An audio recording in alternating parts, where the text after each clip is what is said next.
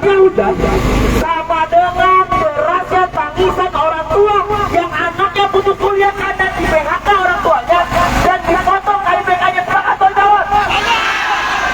Aksi mahasiswa Indonesia Gelap. Kami butuh pendidikan, bukan perut kenyang. Ratusan mahasiswa dari berbagai universitas menggelar unjuk rasa bertajuk Indonesia Gelap di Patung Kuda, Jakarta Pusat, pada Senin, 17 Februari 2025. Mereka mengungkapkan kekecewaannya terhadap kebijakan efisiensi anggaran oleh pemerintah yang disebut sebagai imbas program Makan Bergizi Gratis, MBG. Meskipun hujan gerimis mengguyur wilayah tersebut sejak siang, semangat para demonstran untuk menyuarakan aspirasi mereka tidak surut. Sejumlah mahasiswa yang terlihat berasal dari Universitas Muhammadiyah Jakarta, UHAMKA, UPN Veteran Jakarta, UIN Syarif Hidayatullah, dan Universitas Pertamina.